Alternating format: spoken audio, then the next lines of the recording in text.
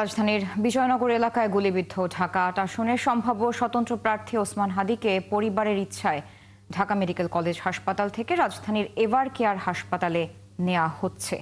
Ever care হাসপাতাল থেকে বিষয়ে বিস্তারিত জানাতে আমাদের সাথে যুক্ত হচ্ছেন সহকর্মী সাজিদ সরকার। সাজিদ, আমরা এখন পর্যন্ত জানি যে হাদির অবস্থা আশঙ্কাজনক। তো গুলিবিদ্ধ হাদিকে ইতোমধ্যে কি এভার কেয়ার হাসপাতালে আনা হয়েছে কিনা, সেখানে পৌঁছেছে কিনা তিনি, এবং পাশাপাশি চিকিৎসকদের পক্ষ থেকে আনুষ্ঠানিক ব্রিফিং কখন করা হতে পারে সে বিষয়ে যদি আপনার কাছে কোনো তথ্য থাকে, এবং তার পরিবারের কোনো সদস্যের সাথে কথা হয়েছে কিনা, তারা কি বলছেন?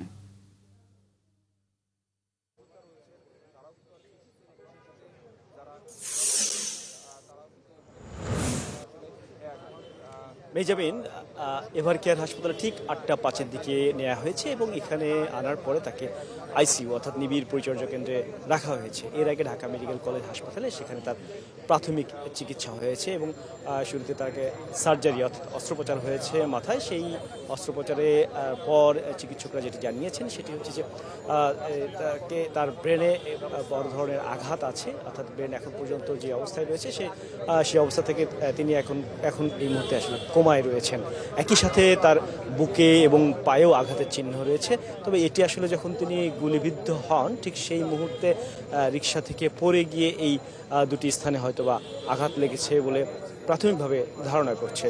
অর্থাৎ ঢাকা মেডিকেলে যে প্রাথমিক চিকিৎসা দেওয়া হয়েছে সেই চিকিৎসা শেষে আরও উন্নত চিকিৎসার জন্যই কিন্তু আসলে পরিবারের ইচ্ছায় এভার কেয়ারে নেওয়া হয়েছে। এর আগে কিন্তু একটা সিদ্ধান্ত ছিল সিএমএইচে নেয়ার, কিন্তু পরবর্তীতে পরিবারের পক্ষ থেকেই সেটি আবার পরিবর্তন করে এভার কেয়ারে নেওয়া হয়েছে এবং সেখানে চিকিৎসা চলছে। তবে এভার কেয়ারে যে মেডিকেল বোর্ড গঠন করা হয়েছে সেখান থেকে এখন পর্যন্ত চিকিৎসার কার্যক্রম শুরু করার পর, অর্থাৎ ৮টা ৫-এর দিকে ভর্তি করার পর এখন ইতিমধ্যেই ১ ঘন্টা পেরিয়েছে। এখন পর্যন্ত আপডেট তাদের পক্ষ থেকে জানানো হয়নি। তবে একই সাথে কিন্তু পরিবারের লোকজনও সাথে রয়েছেন এবং আমরা শুনেছি যে বিএনপি অর্থাৎ নেতৃত্বস্থানীয় বেশ কয়েকজন নেতাকর্মী তাকে দেখার জন্য আসবেন। অর্থাৎ এই দেখার প্রক্রিয়াটা কিন্তু আসলে চিকিৎসা কার্যক্রম চলমান থাকা অবস্থায় হবে কিনা সেটিও আসলে সিদ্ধান্তের বিষয়।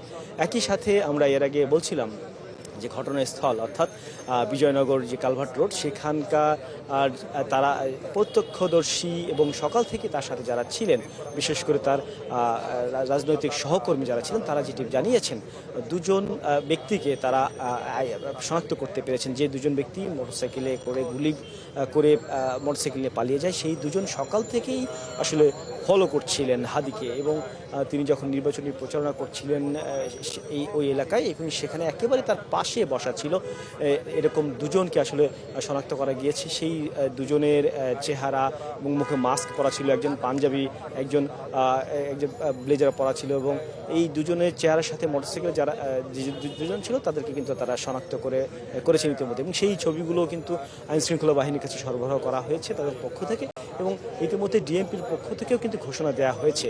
পুরো রাজধানী জুড়েই কিন্তু আসলে বিভিন্ন স্থানে তল্লাশি কার্যক্রম এবং জিজ্ঞাসাবাদ কার্যক্রম চলছে। অর্থাৎ প্রধান উপদেষ্টার নির্দেশনার পর থেকে একই সাথে আইনশৃঙ্খলা বাহিনী এবং পুলিশ, শুধুমাত্র পুলিশ নয়, র্যাব, ডিবি এবং সেনাবাহিনীর পক্ষ থেকেও কিন্তু এই তল্লাশি কার্যক্রম বিভিন্ন জায়গায় চালিয়ে যাচ্ছেন। একই সাথে হাদির যে চিকিৎসা ব্যবস্থা কার্যক্রম সেটিও কিন্তু আসলে দেখভালের জন্য সরকারের উচ্চ পর্যায়ের পক্ষ থেকেও কিন্তু আসলে নির্দেশনা রয়েছে। আমরা একই সাথে দেখছি যে ঢাকা মেডিকেলে যেমন তার রাজনৈতিক সহকর্মী, তার বিশ্ববিদ্যালয়ের সহকর্মী, সহপাঠী সহ যারা ছিলেন, আত্মীয় যারা ছিলেন, তারা ইতিমধ্যেই কিন্তু এভার কেয়ারে এসে উপস্থিত হয়েছেন। অনেকেই আমরা দেখছি এভার কেয়ারের সামনে ভিড় করছেন অর্থাৎ তার খবর জানার জন্য।